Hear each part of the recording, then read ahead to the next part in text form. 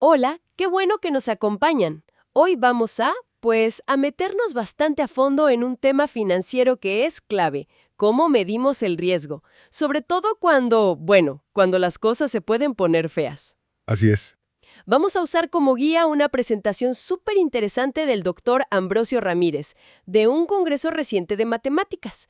La idea es comparar dos enfoques importantes usando simulación Monte Carlo. Exacto.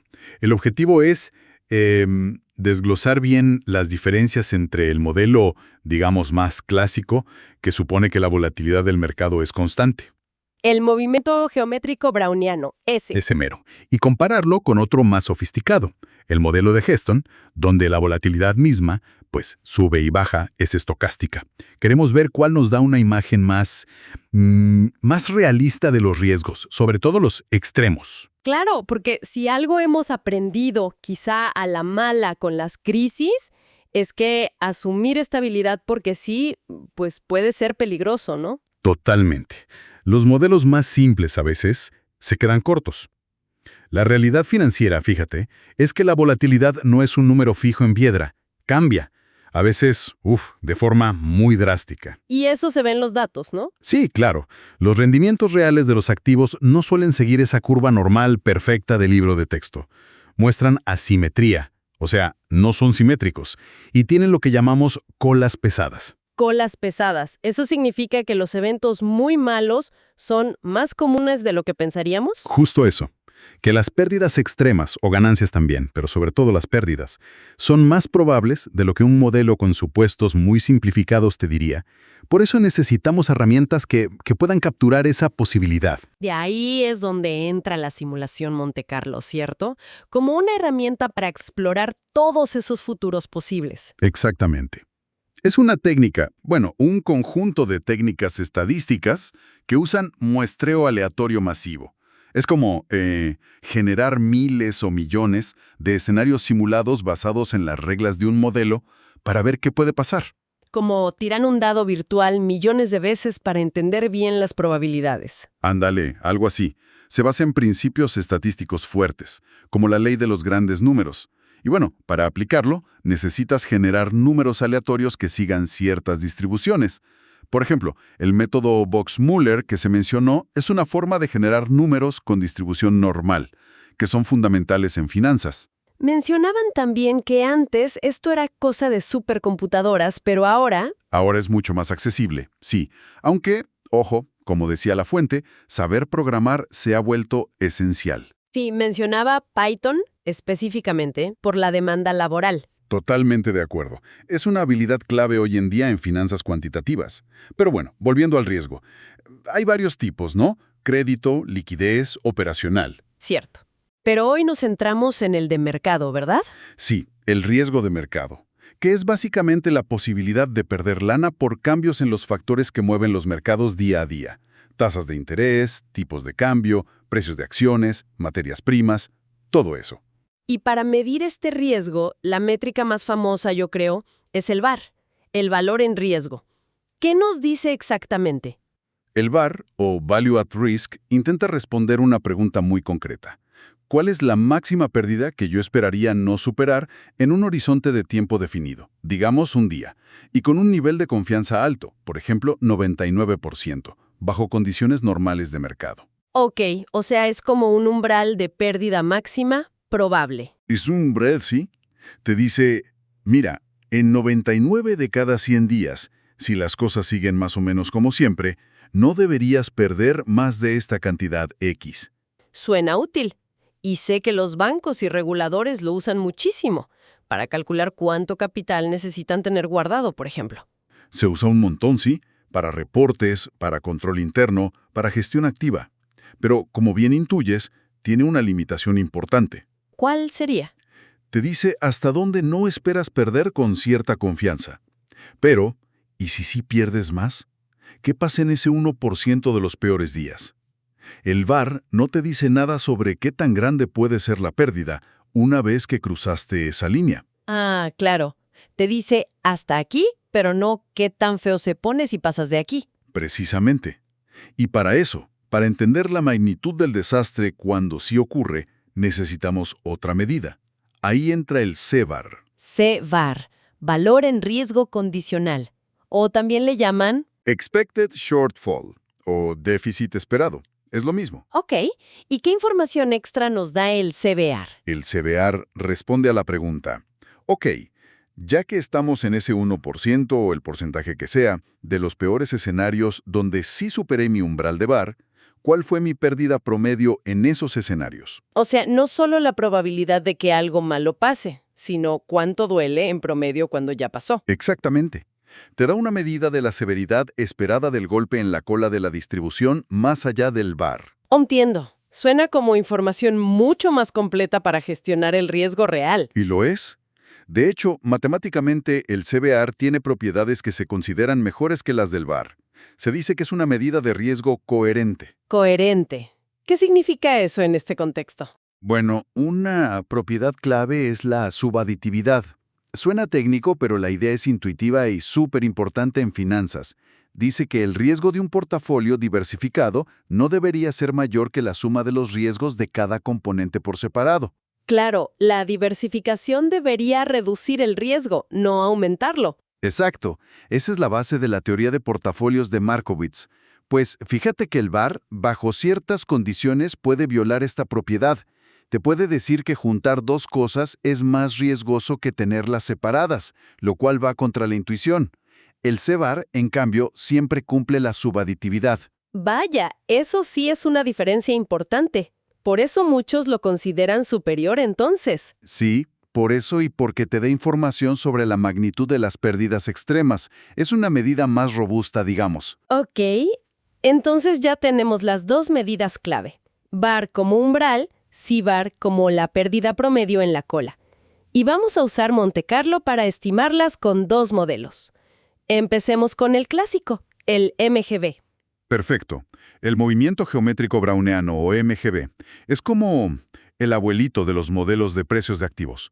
Es la base de la famosa fórmula de Black-Scholes para valorar opciones, por ejemplo. ¿Y su característica principal es? Su gran supuesto, que el precio de un activo sigue una trayectoria que tiene una tendencia promedio, la deriva, y una volatilidad, sigma, que son constantes a lo largo del tiempo. Se describe con una ecuación diferencial estocástica, ¿no? Que tiene una parte que empuja el precio hacia arriba o abajo, la deriva, y otra parte aleatoria, como un ruido, que depende de esa volatilidad constante. Correcto. Esa parte aleatoria es un proceso de Wiener o movimiento browniano estándar escalado por la volatilidad sigma. La solución a esa ecuación te da la fórmula para el precio del activo en el futuro. Y para simularlo con Monte Carlo, ¿qué hacemos? Pues básicamente discretizas el tiempo en pequeños pasos. En cada paso generas un número aleatorio z de una distribución normal estándar. Lo multiplicas por la volatilidad y ajustas por la deriva y el tiempo y calculas el siguiente precio basándote en el anterior. Repites esto miles de veces para obtener miles de trayectorias posibles del precio. Y de todas esas trayectorias simuladas, calculas los rendimientos y con la distribución de esos rendimientos, estimas el VAR y el CVAR. Justo así, calculas el percentil adecuado para el VAR y el promedio de las pérdidas que superan ese percentil para el CVAR. Suena relativamente directo, pero ya dijimos que el supuesto de volatilidad constante es problemático. ¿Qué evidencia fuerte hay de que la volatilidad no es constante? Muchísima. Pero una muy clara y visual viene del mercado de opciones.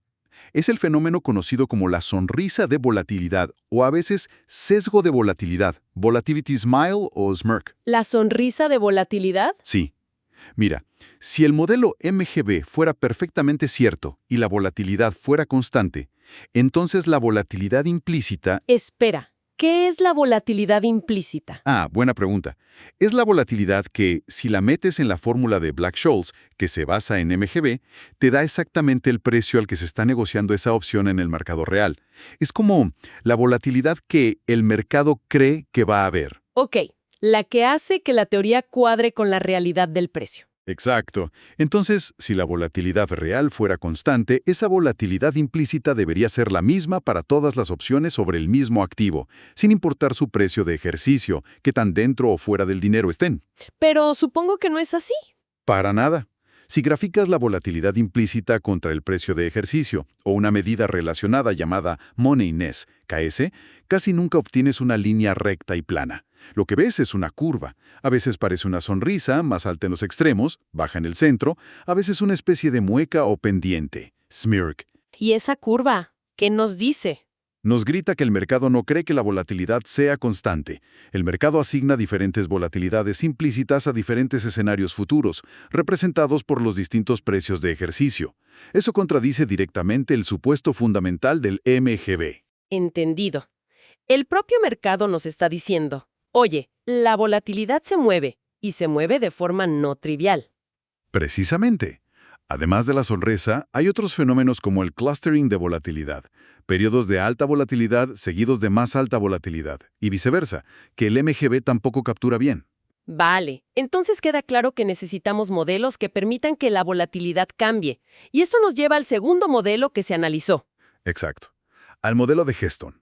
Este ya es un salto cualitativo importante, porque aquí no solo el precio del activo es aleatorio. Sino que la volatilidad también lo es. Correcto. Más precisamente, la varianza del activo, que es el cuadrado de la volatilidad, se modela como otro proceso estocástico. O sea, tenemos dos ecuaciones aleatorias que interactúan. Sí, que es una ecuación para el precio, parecida a la del MGB, pero donde la volatilidad ya no es una constante sigma, sino que es la raíz cuadrada de otra variable, llamémosle V. Y luego tienes otra ecuación que describe cómo evoluciona esa V en el tiempo, también de forma aleatoria. ¿Y cómo se modela esa V? La varianza. Típicamente se usa un proceso tipo Cox-Singer-Solross, o CIR. Es un modelo que se usa también mucho para tasas de interés. Tiene una propiedad importante llamada reversión a la media. Reversión a la media, que tiende a volver a un nivel promedio. Justo eso. La varianza V tiende a regresar hacia un nivel de largo plazo, que se llama teta, a una cierta velocidad kappa. Si la varianza sube mucho, la ecuación la empuja hacia abajo, hacia teta.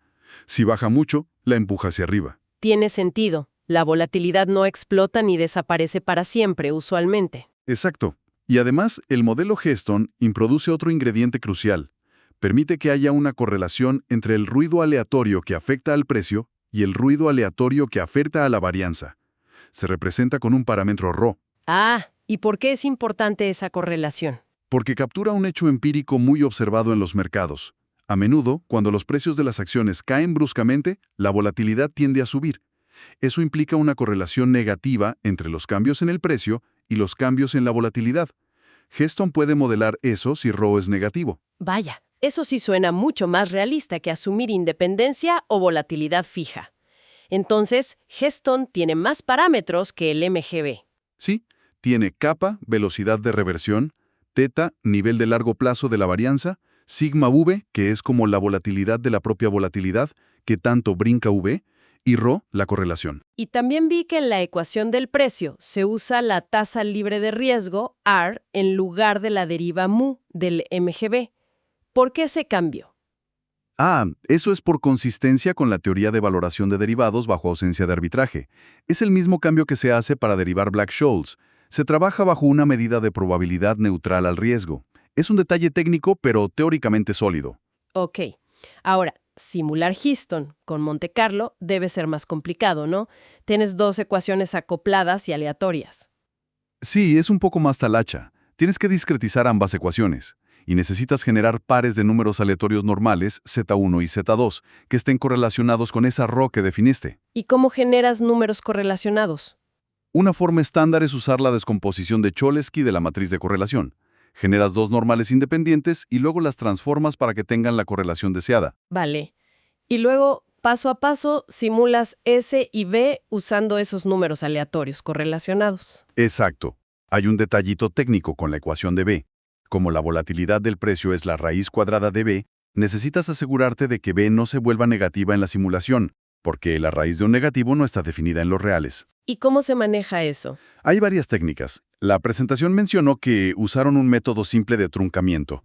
Si en algún paso la simulación de B da un valor menor que 0, simplemente lo pones en 0 y sigues.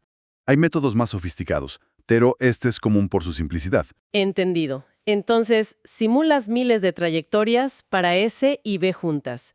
Calculas los rendimientos de S y estimas VaR y CVaR de la misma forma que antes. Correcto.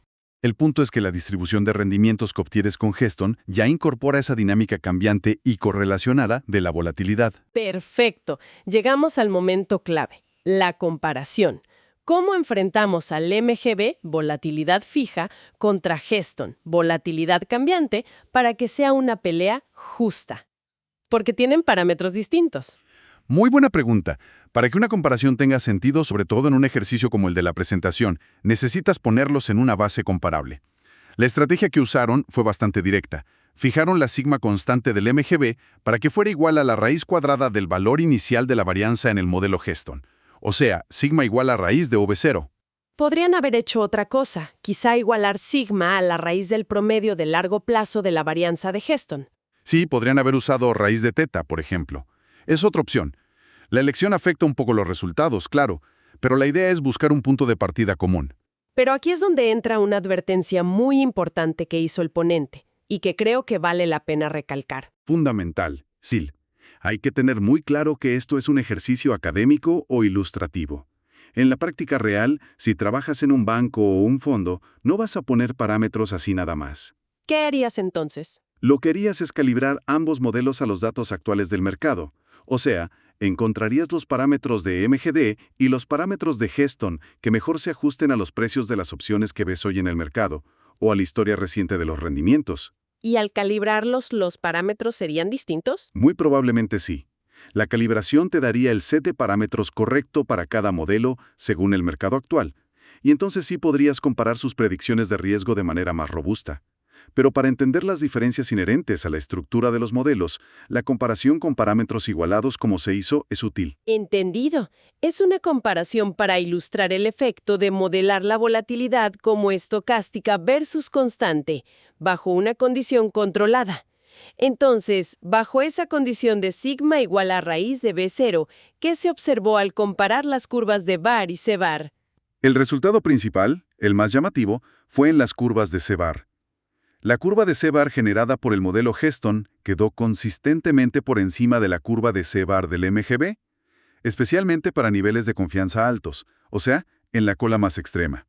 ¿Y eso qué significa en cristiano? Si la curva de CVaR de Geston está más arriba. Significa que el modelo Geston predice que, en promedio, las pérdidas en los peores escenarios, lo que mide el CVaR, serán mayores que las que predice el modelo MGB con su volatilidad fija. O sea, Geston es más pesimista sobre las pérdidas extremas. ¿Podríamos decir que es más prudente?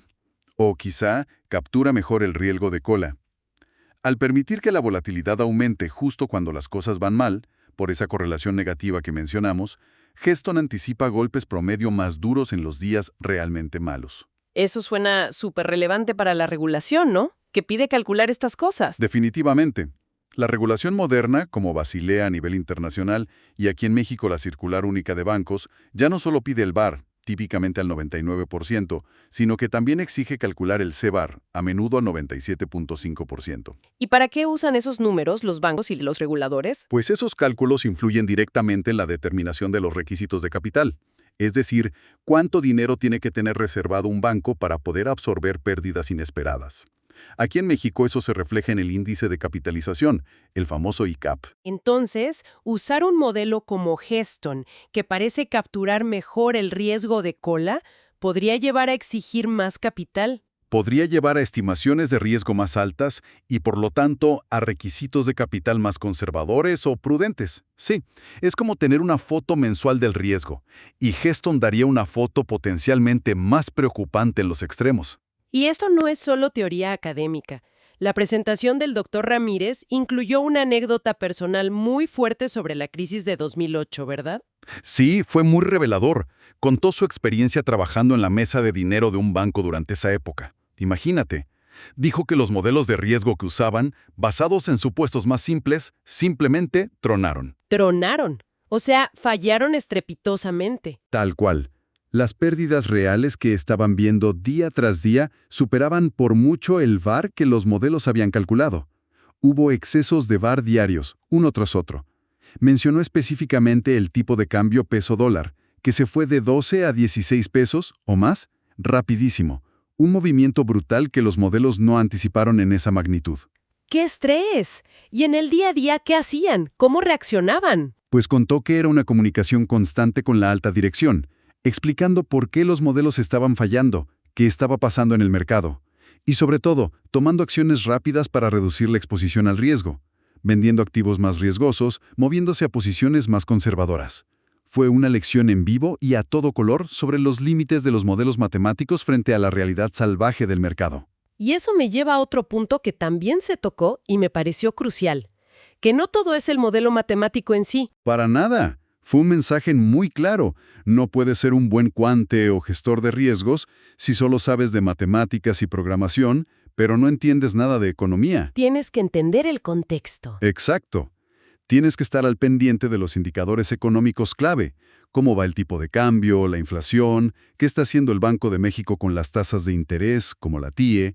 Entender cómo una subida de tasas de Banxico eventualmente le pega al costo anual total, al CAT, de las tarjetas de crédito de la gente. Y también se habló de nuevos riesgos, ¿no? Como las fintech. Sí, se mencionó que hay que echarle un ojo, porque algunas de estas nuevas empresas financieras, las fintech, pueden ofrecer rendimientos muy altos para atraer clientes, pero a veces lo hacen tomando mucho riesgo, con mucho apalancamiento, y eso las hace vulnerables si las condiciones económicas cambian de repente. El mensaje general entonces es, necesitas la herramienta matemática, pero también la comprensión económica y el juicio crítico. Totalmente.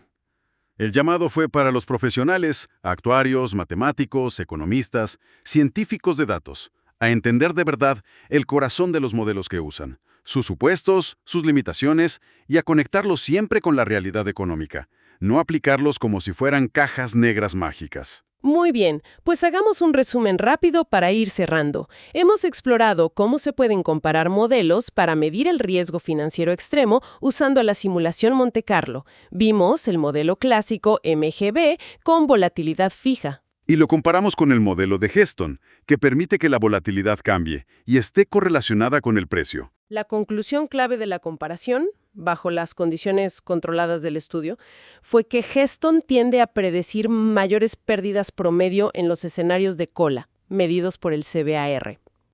Lo que sugiere que captura mejor el riesgo extremo, ¿sí? Y reafirmamos la importancia del CBAR como medida, porque nos da información sobre la severidad de las pérdidas más allá del umbral del VaR, algo que el VaR solito no hace. Pero, y este es un pero gigante que hay que recordar siempre. Que ningún modelo es perfecto. Todos, absolutamente todos, son simplificaciones. Heston es un avance sobre MGB para capturar ciertas dinámicas reales como la volatilidad estocástica y la sonrisa de volatilidad, pero también tiene sus propios supuestos y limitaciones. Entonces, ¿qué es lo crucial al final del día? ¿Usar una metodología sólida? Sí. Calibrar los modelos con datos reales siempre que sea posible. Pero sobre todo, entender profundamente qué estamos asumiendo cuando usamos un modelo y ser conscientes de sus puntos ciegos. La herramienta es poderosa, pero el juicio humano sigue siendo indispensable. Y eso nos deja pensando en esa anécdota de 2008 donde incluso los modelos vigentes fueron superados, con una reflexión final, quizá un poco inquietante.